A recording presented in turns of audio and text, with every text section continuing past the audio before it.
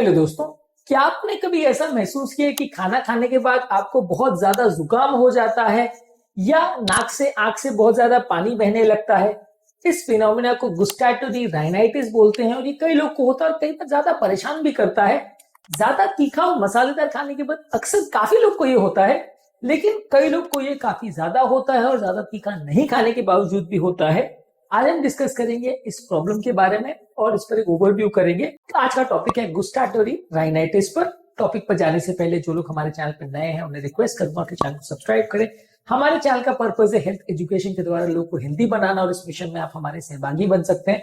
Channel को subscribe करके, videos को लाइक करके, कंटेंट्स को शेयर करके, टॉपिक के दौरान कुछ इंटरेस्टिंग साइंटिफिक फैक्ट्स, कुछ प्रैक्टिकल यूटिलिटी की बातें, कुछ साइंटिफिक स्टडीज के बारे में आपको बताऊंगा, इसलिए बने रहिए हमारे साथ एंड तक।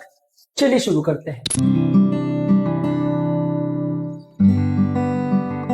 आपके परिवार में कोई ऐसा व्यक्ति है जिसको खाना खाने के बाद नाक से या आंख से पानी आता है? कमेंट सेक्शन में लिखकर हमें बताएं। पोस्ट मील कंजेशन यानी कि गुस्टाटोरी राइनाइटिस ये बेसिकली इसलिए होता है कि हमारे नेजल टिश्यू जो सडनली ज्यादा सिक्रीशंस बनाने लगते हैं जब कभी भी हम खाना खाते हैं। ये कोई एलर्जी रिप्रेजेंट नहीं करता, ऐसा नहीं है कि आपको उस पर्टिकुलर खाद्य पदार्थ से एलर्जी हो रही है इसकी वजह से सिक्रीशन बन रहा है। नॉर्मली ये सिक्रीशन ज्यादा जुकाम के टाइम या एलर्जी के टाइम बनते हैं, लेकिन यहाँ पे फूड खाने के बाद ये आपको एलर्जी होने लगती है। उस पर्टिकुलर चीज से एलर्जी है आपको, ऐसा नहीं है, पानी बस आने लगता है, ये सिक्रीशन ज्यादा बनने लगते हैं।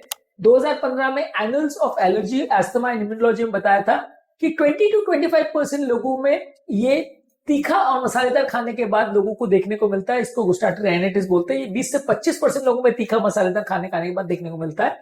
कुछ लोग को ये काफी ज्यादा देखने को मिलता है। कौन कौन से खाद्य पदार्थ इसको ज्यादा ट्रिगर करते हैं? अगर आप बहुत ज्यादा तीखा खाना खाते हैं, बहुत ज्यादा गर्म सूप लेते हैं या कोई भी गर्म चीजें खाते हैं तो इससे आपके नेजल नर्व एंडिंग्स इरिटेट होते हैं, जिससे वहां टिश्यू फूल जाती है, स्वेलिंग हो जाती है। इसकी वजह से आपको खाना खाने के बाद ज्यादा पानी आता है। जर्नल्स ऑफ एलर्जी और क्लिनिकल इम्यूनोलॉजी में एक आर्टिकल पब्लिश हुआ था जिसमें बताया था कि कैप्साइसिन यानी मिर्च का तत्व खाने के बाद 35% लोगों को ये नेजल सिम्टम्स होते हैं। एक्सपेरिमेंटल सेटिंग्स में ज्यादातर ये होता है इसलिए क्योंकि खाना खाने के बाद बॉडी का पैरासिम्पैथेटिक नर्वस सिस्टम एक्टिवेट हो जाता है, जिसकी वजह से हमारे नेजल म्यूकोजा में ब्लड फ्लो बढ़ जाता है, नाक की जो टिश्यू है वो स्वेलिंग हो जाती है। इसकी वजह से इनर लाइनिंग में ज्यादा पानी आने लगता है, उसकी वजह से ज्यादा आपको सिक्रीशंस होने लगते हैं। ये बेसिकली बलून की तरह से भर जाते हैं और अंदर से पानी का लीकेज होने लगता है। क्लिनिकल और एक्सपेरिमेंटल एलर्जी में 2016 में एक आर्टिकल पब्लिश हुआ था जहां पर दिखाया गया था कि पैरासिम्पैथिक नर्वस सिस्टम की स्टिमुलस की वजह से ज्यादा प्रॉब्लम होती है और इसकी वजह से कई लोगों को एयरवे रेजिस्टेंस भी होता है 40 to 50% केसेस में। कुछ लोगों को ये खाना खाने के बाद, और खासकर अगर आप खाना बहुत लेट नाइट खाते हो तो इससे दिक्कत होती है। इसके अलावा कुछ लोगों को अपना काम करने के दौरान या सोशल फंक्शन के दौरान आप खाना खा रहे हो तो भी दिक्कत होती है।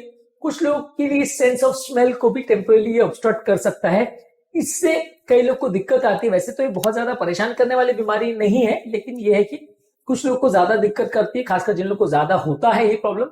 स्लीप मेडिसिन रिव्यूज में एक आर्टिकल पब्लिश हुआ था जहां बताया गया था कि नेजल ऑब्स्ट्रक्शन अगर टेम्पररी भी होता है तो ये आपकी स्लीप को भी कॉम्प्रोमाइज करता है और आपकी डे टाइम अलर्टनेस को भी कॉम्प्रोमाइज कर सकता है। इसके अलावा अगर ये चीजें बार बार हो रही है और हर बार खाना खाने के बाद होती है तो आपकी नाक की कोई कंडीशन है वो बिगड़ सकती है और साइनस का प्रेशर भी बढ़ सकता है। इस मामले में जर्नल ऑफ राइनोलॉजी और एलर्जी में एक आर्टिकल पब्लिश हुआ था जिसमें बताया था कि बार बार अगर किसी व्यक्ति को खाना खाने के बाद ये राइनाइटिस होता है तो नाक की बीमारियां भी इससे बढ़ सकती है।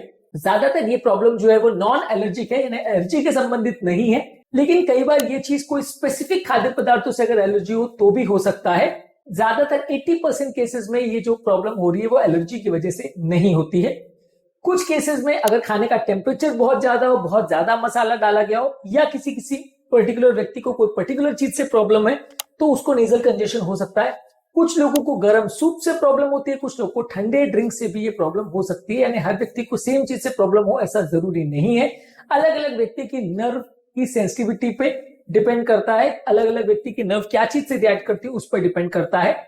कभी कभी किसी व्यक्ति को ये साइकोलॉजिकल रिस्पॉन्स भी आ सकता है, यानी कि कोई चीज को देख के एक कंडीशन रिस्पॉन्स डेवलप हो सकता है कि जिस पर्टिकुलर चीज से आपको बार बार खाने के बाद अगर सिक्रीशंस होते हैं तो वो चीज को फिर देखने के बाद भी अपने आप ही आपका सिक्रीशंस होना चालू हो जाएगा। आपको उसके जैसा स्पाइसी फूड को देखते ही आपका ये सिक्रीशंस आना चालू हो जाएंगे। इसको एक साइकोलॉजिकल कंडीशन रिस्पॉन्स बोलते हैं, ऐसा भी स्टडीज में प्रूव हुआ है।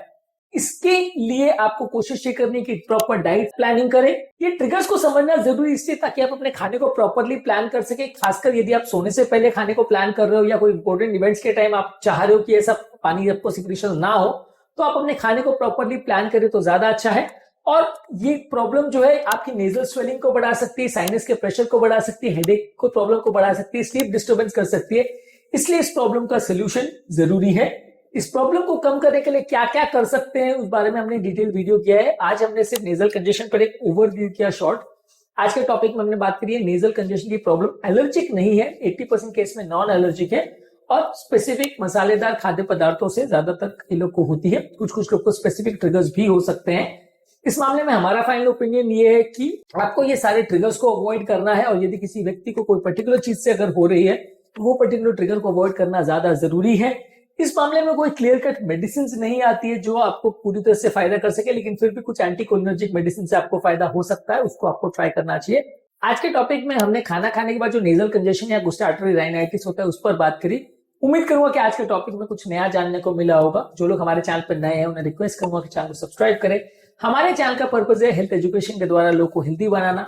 आपके कमेंट्स हमें जानने में मदद करते हैं कि आपको हमारा कंटेंट कैसा लग रहा है, प्लस हमारे लिए मोटिवेशन और इंस्पिरेशन का भी काम करते हैं। इसलिए कमेंट्स करते रहिए, चैनल को देखते रहिए और हेल्थ के सफर में हमारे साथ आगे बढ़ते रहिए।